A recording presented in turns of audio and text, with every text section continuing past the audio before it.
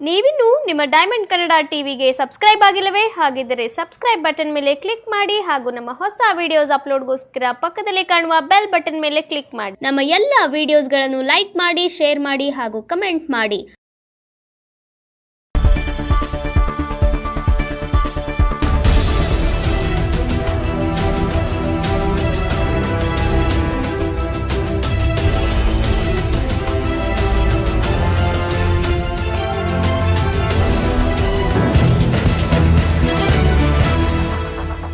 ಪತ್ರಿಕೋದ್ಯಮ ಕೇವಲ ವೃತ್ತಿಯಲ್ಲ, ಅದು ಸಮಾಜದ ಕಣ್ಣು. ಅನ್ಯಾಯ ಎಲ್ಲಿ ನಡೆಯುತ್ತದೆಯೋ ಅಲ್ಲಿ ಅದರ ವಿರುದ್ಧ ಧ್ವನಿ ಎತ್ತುವುದು ಪತ್ರಕರ್ತರ ಕರ್ತವ್ಯ. ನಾನು ಪತ್ರಕರ್ತ, ನನ್ನ ಜೊತೆಯಲ್ಲಿರುವವರೆಲ್ಲರೂ ಪತ್ರಕರ್ತರು. ಸಣ್ಣ ದೊಡ್ಡ ಎಂಬ ತಾರತಮ್ಯವಿಲ್ಲದೆ ಎಲ್ಲ ಪತ್ರಕರ್ತರಿಗೂ ಸಮಾನ ಮಾನ್ಯತೆ ಮತ್ತು ಸೌಲಭ್ಯ ದೊರೆಯಬೇಕು ಎಂದು ಕರ್ನಾಟಕ ಕಾರ್ಯನಿರತ ಪತ್ರಕರ್ತರ ಸಂಘದ ರಾಜ್ಯಾಧ್ಯಕ್ಷರಾದ ಹುಲಿ ಅಮರನಾಥ್ ಆಗ್ರಹಿಸಿದರು. ಮದ್ದೂರಿನ ಪಿಎಲ್ಡಿ ಬ್ಯಾಂಕ್ನ ಕುವೆಂಪು ಸಭಾಂಗಣದಲ್ಲಿ ಏರ್ಪಡಿಸಲಾಗಿದ್ದ ಕರ್ನಾಟಕ ಕಾರ್ಯನಿರತ ಪತ್ರಕರ್ತರ ಸಂಘ ಮದ್ದೂರು ತಾಲೂಕು ಘಟಕದ ಉದ್ಘಾಟನೆ ಮತ್ತು ಪದಗ್ರಹಣ ಸಮಾರಂಭವನ್ನು ಉದ್ಘಾಟಿಸಿ ಅವರು ಮಾತನಾಡಿದರು. ದಿನಪತ್ರಿಕೆಗಳಿಗೆ ದೊರೆಯುತ್ತಿರುವ ಮಾನ್ಯತೆ ಸಣ್ಣ ಪತ್ರಿಕೆಗಳು, ಮಾಸಪತ್ರಿಕೆಗಳು, ಪಾಕ್ಷಿಕ ಪತ್ರಿಕೆಗಳು ಮತ್ತು ಯೂಟ್ಯೂಬ್ ಸೇರಿದಂತೆ ಡಿಜಿಟಲ್ ಮಾಧ್ಯಮಗಳಲ್ಲಿ ಕಾರ್ಯನಿರ್ವಹಿಸುವ ಪತ್ರಕರ್ತರಿಗೆ ಸಮರ್ಪಕವಾಗಿ ದೊರೆಯುತ್ತಿಲ್ಲ. ಗ್ರಾಮೀಣ ಭಾಗದ ಸಮಸ್ಯೆಗಳು, ರೈತರ ಹೋರಾಟಗಳು ಹಾಗೂ ಜನಸಾಮಾನ್ಯರ ಸಂಕಷ್ಟಗಳನ್ನು ಗುರುತಿಸಿ ಸಮಾಜದ ಮುಂದೆ ತರುವಲ್ಲಿ ಸಣ್ಣ ಪತ್ರಿಕೆಗಳು ಮತ್ತು ಡಿಜಿಟಲ್ ಮಾಧ್ಯಮಗಳ ಪಾತ್ರ ಮಹತ್ವದ್ದಾಗಿದೆ ಎಂದರು. ನಾನು 3 ಪತ್ರಿಕೆಗಳನ್ನು ನಡೆಸುತ್ತಿದ್ದೇನೆ. ಅವುಗಳ ಬೆಳವಣಿಗೆಯಲ್ಲಿ ವರದಿಗಾರರ ಶ್ರಮ ಬಹಳ ದೊಡ್ಡದು. ಪತ್ರಿಕೆ ಅಥವಾ ಮಾಧ್ಯಮದ ಗಾತ್ರಕ್ಕಿಂತ ಪತ್ರಕರ್ತ ನೀಡುವ ಸುದ್ದಿಯ ಗುಣಮಟ್ಟ ಮತ್ತು ಸಮಾಜಕ್ಕೆ ಅದರ ಕೊಡುಗೆ ಮುಖ್ಯವಾಗಬೇಕು. ಸರ್ಕಾರ ಎಲ್ಲ ವರ್ಗದ ಅರ್ಹ ಪತ್ರಕರ್ತರನ್ನು ಗುರುತಿಸಿ ಗುರುತಿನ ಚೀಟಿ, ಆರೋಗ್ಯ ವಿಮೆ, ಬಸ್ ಪಾಸ್ ಸೇರಿದಂತೆ ಅಗತ್ಯ ಸೌಲಭ್ಯಗಳನ್ನು ಒದಗಿಸಬೇಕು. ನಮಗೆ ಜಾಹೀರಾತಿಗಿಂತ ಪತ್ರಕರ್ತರೆಂಬ ಮಾನ್ಯತೆ ಮುಖ್ಯ ಎಂದು ಹೇಳಿದರು. ಪತ್ರಕರ್ತರ ನಡುವೆ ಸಂಘಟನೆ, ಮಾಧ್ಯಮ ಅಥವಾ ಪತ್ರಿಕೆಯ ಆಧಾರದಲ್ಲಿ ತಾರತಮ್ಯ ಮಾಡಬಾರದು. ಊಹಾಪೋಹಗಳಿಗೆ ಕಿವಿಗೊಡದೆ ಪತ್ರಕರ್ತರು ತಮ್ಮ ವೃತ್ತಿಪರ ಕೆಲಸವನ್ನು ಪ್ರಾಮಾಣಿಕವಾಗಿ ಮುಂದುವರಿಸಬೇಕು. ಪತ್ರಕರ್ತರ ನ್ಯಾಯಯುತ ಹಕ್ಕುಗಳಿಗಾಗಿ ಸಂಘದ ಹೋರಾಟ ನಿರಂತರವಾಗಿರುತ್ತದೆ. ಈ ಹೋರಾಟಕ್ಕೆ ಎಲ್ಲ ಪತ್ರಕರ್ತರು ಕೈಜೋಡಿಸಬೇಕೆಂದು ಕರೆ ನೀಡಿದರು. ಪ್ರಗತಿಪರ ಸಂಘಟನೆಗಳ ಒಕ್ಕೂಟದ ಮಾರ್ಗದರ್ಶಕರು ಹಾಗೂ ಪತ್ರಕರ್ತ ನಲಿ ಕೃಷ್ಣ ಮಾತನಾಡಿ, ಪತ್ರಕರ್ತರ ಸಂಘಟನೆಗಳಲ್ಲಿ ಭಿನ್ನಾಭಿಪ್ರಾಯ ಮತ್ತು ತಾರತಮ್ಯಗಳು ಹಿಂದಿನಿಂದಲೂ ಇವೆ. ಇವುಗಳಿಗೆ ಹೆಚ್ಚಿನ ಮಹತ್ವ ನೀಡದೆ ಗುರಿ, ಆಶಯ ಮತ್ತು ವೃತ್ತಿಪರ ಬದ್ಧತೆಯತ್ತ ಗಮನ ಹರಿಸಬೇಕು ಎಂದರು. ಹುಲಿ ಅಮರನಾಥ್ ಅವರು ವಿದ್ಯಾರ್ಥಿ ದೆಸೆಯಿಂದಲೇ ಪತ್ರಿಕೋದ್ಯಮದ ಬಗ್ಗೆ ಆಸಕ್ತಿ ಹೊಂದಿ ಹಲವು ಸವಾಲುಗಳನ್ನು ಎದುರಿಸಿ ರಾಜ್ಯ ಮಟ್ಟದಲ್ಲಿ ಪತ್ರಕರ್ತರ ಸಂಘಟನೆ ಕಟ್ಟಿ ಪತ್ರಕರ್ತರ ಹಕ್ಕುಗಳಿಗಾಗಿ ಹೋರಾಟ ನಡೆಸುತ್ತಿದ್ದಾರೆ ಎಂದು ಹೇಳಿದರು.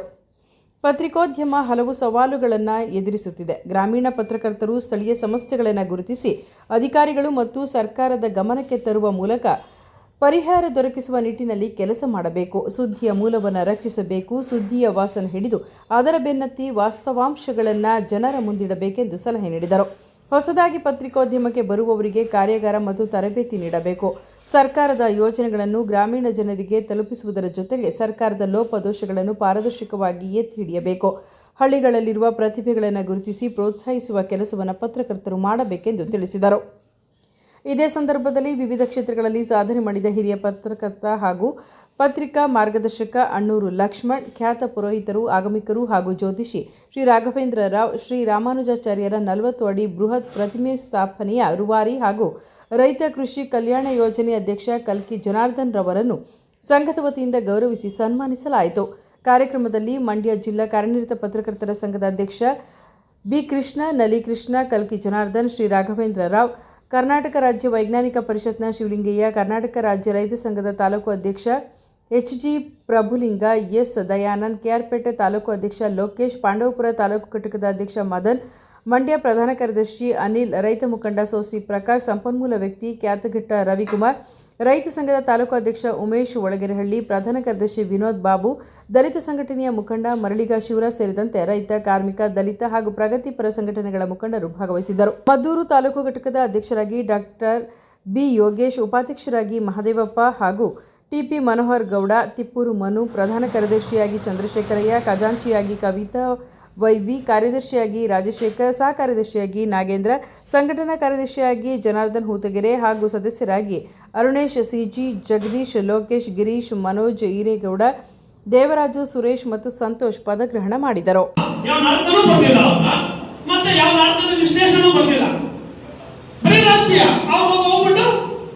ಸಾಹಿತ್ಯ ಪರಿಷತ್ತಿನ ನಾಟಕ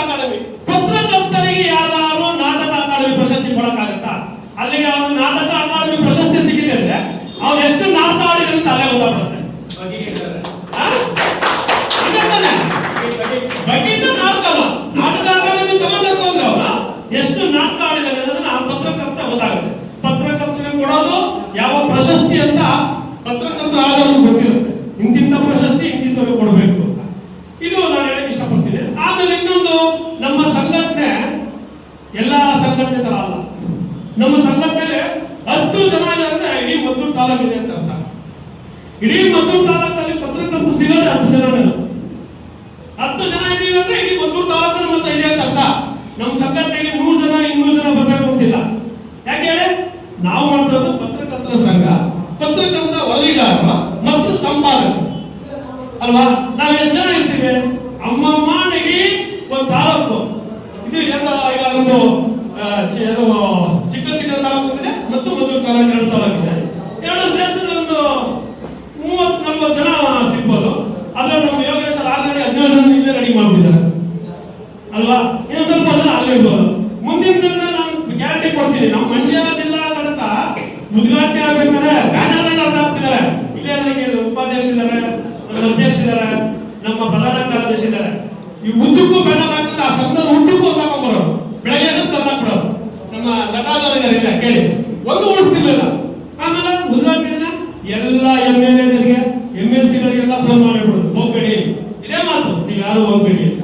ಅದೇ 1 ವರ್ಷ ಕಳೆದ್ಮೇಲೆ ಅದೇ MLA ಎಷ್ಟೊತ್ತು ಬರಪ್ಪ ನಿಮ್ಮ ಕಾರ್ಯಕ್ರಮಕ್ಕೆ 3 ಜನ ಫೋನ್ ಮಾಡ್ತಿದ್ದಾರೆ. MLA ಎಷ್ಟೊತ್ತಿಗೆ ಬರ್ಬೇಕು ಅಂತ.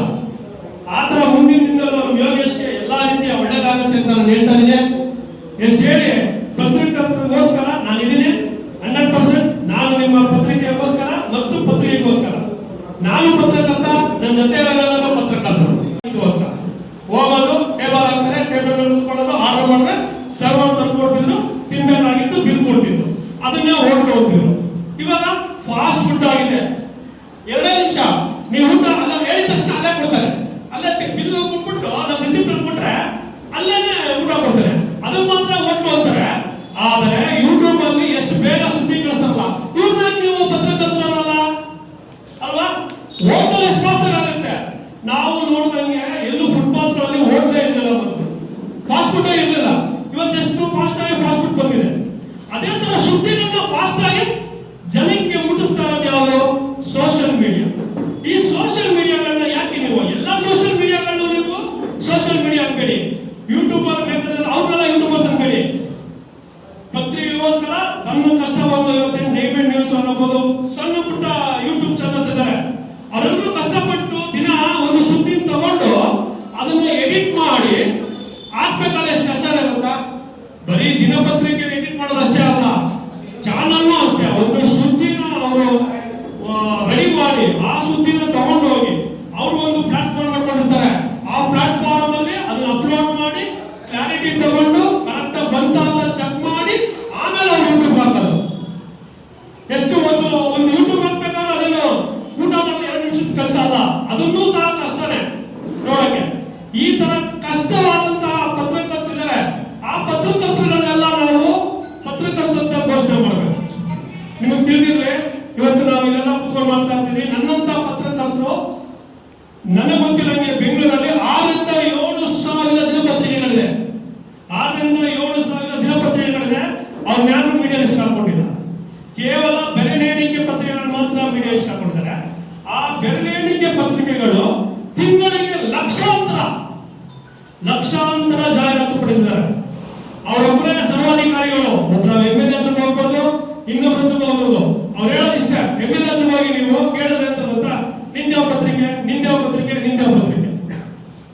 ನೀನು ಸುದ್ದಿ ಯಾವ್ದು ಮಾಡಿದ್ದೆ ಅಂತ ಕೇಳಲ್ಲ, ಯಾವ ಸುದ್ದಿ ಚೆನ್ನಾಗಿ ಮಾಡಿದ್ದೆ ಅಂತ ಕೇಳಲ್ಲ. ಅವರು ನೀನ್ ಯಾವ ಪತ್ರಿಕೆಯಲ್ಲಿ ಇದೆಯಾ ಅಂತ ಕೇಳ್ತಾರೆ. ಮಿನಿಸ್ಟರ್ ಹತ್ರ ಹೋದ್ರೆ ಅಷ್ಟೇ, ನಿನ್ ಪ್ರಜಾವಾಣಿ, ನಿನ್ ಕನ್ನಡ ಕ್ರಮ, ನಿನ್ ಇದ ಅಂತಾರೆ.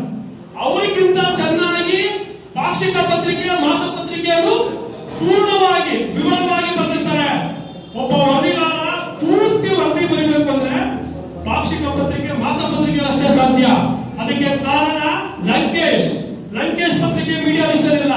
ಅವರ ಬರವಣಿಗೆ ಎಲ್ಲರೂ ಬಿಡ್ತಿತ್ತು. ಸಂಕ್ಷಿಪ್ತವಾಗಿ ಅವರ ಬರವಣಿಗೆ ಪ್ರತಿಯೊಂದು ವಿಶ್ಲೇಷಣೆ ಮಾಡಿ ಬರೀತಿದ್ರು. ಆತರ ಯಾವುದೇ ದಿನಪತ್ರಿಕೆಯಲ್ಲಿ ನೀವು ನೋಡಿ, ಯಾವುದೇ ಒಂದು ದಿನಪತ್ರಿಕೆಯಲ್ಲಿ ಯಾವುದೇ ಒಬ್ಬ MLA ಆಗ್ಬೋದು, ಒಬ್ಬ ಮಿನಿಸ್ಟರ್ ಆಗ್ಬೋದು, ಸಂಕ್ಷಿಪ್ತವಾಗಿ ವಿವರ ಕೊಡಲ್ಲ. ಸಂಕ್ಷಿಪ್ತವಾಗಿ ವಿವರ ನೋಡ್ಬೇಕು ಅಂದ್ರೆ ಬೆಂಗಳೂರು ಲಂಕೇಶ್ ಪತ್ರಿಕೆ ಅಂತ ಪತ್ರಿಕೆ ನೋಡ್ಬೇಕು. ಇನ್ನ ಕೆಟ್ಟ ಸುದ್ದಿಗಳನ್ನ, ಅಲ್ಲಿ ಕೊಲೆ ಆಯ್ತು, ಇಲ್ಲಿ ಮರ್ಡರ್ ಆಯ್ತು, ಅಲ್ಲಿ ರೇಪ್ ಆಯ್ತು, ಪೊಲೀಸ್ ನ್ಯೂಸ್ ಅಂತ ಪತ್ರಿಕೆಗಳು ನೋಡ್ಬೇಕು. ಅವೆಲ್ಲ ಪಾಕ್ಷಿಕ, ವಾರ ಮತ್ತು ಮಾಸ ಪತ್ರಿಕೆಗಳು. ದಿನಪತ್ರಿಕೆಗಳಲ್ಲಿ ನೀವು ನೋಡಿ ಸಂಕ್ಷಿಪ್ತ ನಮ್ಮ ಇವ್ರು ಹೇಳಿದ್ರು, ಈಗ ಹೆಡ್ಲೈನ್ಸ್ ಕೊಡ್ತಾರೆ, ಎರಡು ಸುದ್ದಿ ಮುಗಿಸ್ತಾರೆ. ಆದರೆ ಮದ್ದೂರು ತಾಲೂಕಿನಲ್ಲಿ ಫುಲ್ಲು ಇವತ್ತೇನು ರೈತ ಸಂಘದವರು ಹೋರಾಟ ಮಾಡಿದ್ದಾರೆ ಅಂತ ಗೊತ್ತಾಗಬೇಕಂದ್ರೆ ಮಾಸಪತ್ರಿಕೆ, ಪಾಕ್ಷಪತ್ರಿಕೆಗಳಲ್ಲೇ ಸಂಕ್ಷಿಪ್ತವಾಗಿ ಇಂತಿಂತ ವ್ಯಕ್ತಿಗಳು ಇಂತಿಂತದೇ ಮಾತಾಡಿದ್ರು ಅಂತ ಇರುತ್ತೆ. ಅದರ ಜೊತೆಯಲ್ಲಿ ನಾವು ಇವತ್ತೇನು ಯೂಟ್ಯೂಬ್ ನೋಡ್ತಾ ಇದೀವಿ ಅದರಲ್ಲೂ ಸಹ ಸಂಕ್ಷಿಪ್ತವಾಗಿರುತ್ತೆ. ಇವತ್ತೆಷ್ಟೋ ಜನ ರೈತರಾಗ್ಬೋದು, ಸಣ್ಣ ಸಣ್ಣ ಹೋರಾಟಗಾರರು ಗುರುತಿಸ್ಕೊತಾ ಇರೋದು ಅಷ್ಟೇ. ಯಾವ ಮುಖಾಂತರ? ಯೂಟ್ಯೂಬ್ ಚಾನೆಲ್ ಮುಖಾಂತರ. ಯೂಟ್ಯೂಬ್ ಚಾನೆಲ್ ಮುಖಾಂತರನೇ ಸುಮಾರು ಜನ ಸಣ್ಣ ಸಣ್ಣ ಹೋರಾಟಗಾರರು ದೊಡ್ಡ ಮಟ್ಟದಲ್ಲಿ ಗುರುತಿಸ್ಕೊತಾ ಇದ್ದಾರೆ. ಮುಂದಿನ ದಿನಗಳಲ್ಲಿ ಅವರು ತನ್ನ ಸಮಾಜಕ್ಕೆ ಏನ್ ಸೇವೆ ಕೊಡಬೇಕು ಅನ್ನೋದಕ್ಕೋಸ್ಕರ ಮುಂದಿನ ದಿನ ಜನಪ್ರತಿನಿಧಿಗಳು ಆಗ್ತಾರೆ.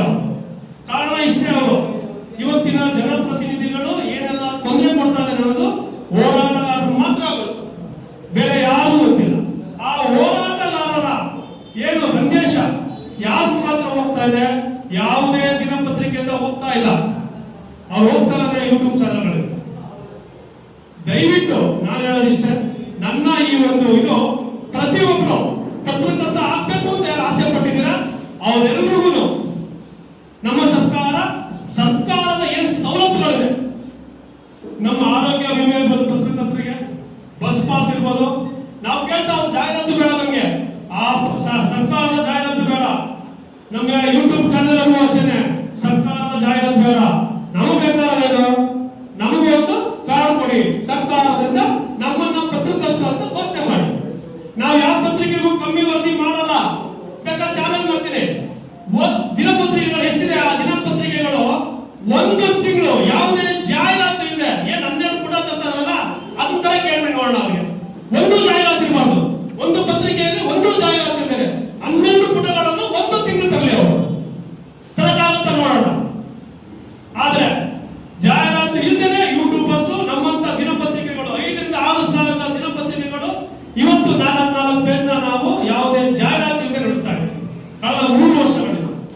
ನಮಗೆ ಈಗೂ ಕೇಳ್ತೀವಿ, ನಮಗೆ ಜಾಹೀರಾತು ಬೇಡ, ನಮಗೆ ನಮ್ಮ ಹೋರಾಟ ಗೊತ್ತಿದೆ, ನಮ್ಮ ದಾರಿ ಗೊತ್ತಿದೆ. ಈ ಒಂದು ಹೋರಾಟ ಒಳ್ಳೆ ರೀತಿ ನಡಿಬೇಕು. ನಮ್ಮ ಎಲ್ಲಾ ಪತ್ರಕರ್ತರಿಗೂ ಒಳ್ಳೇದಾಗಬೇಕು. ನಮ್ಮೆಲ್ಲಾ ಪತ್ರಕರ್ತರಿಗೂ ಸರ್ಕಾರದ ಆರೋಗ್ಯ ವಿಮೆ ಸಿಗ್ಬೇಕು. ಜೊತೆಗೆ ಪತ್ರಕರ್ತರಿಗೆ ಸಿಗಬೇಕಾದ ಸವಲತ್ತುಗಳು ಕೊಡಿಸೋಕ್ಕೋಸ್ಕರ ನಾನು ಇವತ್ತು ಹೋರಾಟ ಮಾಡ್ತಾ ಇದ್ದೀನಿ. ಈ ಹೋರಾಟ 2021 ಮಾಡ್ತಾ ಇದ್ದೀನಿ. ನೀವೆಲ್ಲ ತಿಳಿದಿರ್ಬೋದು, ಇವತ್ತೇನು ನಾನು ಕರ್ನಾಟಕ ಕಾರ್ಯನಿರತ ಪತ್ರಕರ್ತರ ಸಂಘ ಅಂತ ಏನ್ ಮಾಡಿದ್ದೀನಿ. ಈ ಸಂಘ ಎಲ್ಲರೂ ಹಳೇದಿತ್ತು ಅಂತ ಸುಮಾರು ಜನ ತಿಳ್ಕೊತಾರೆ.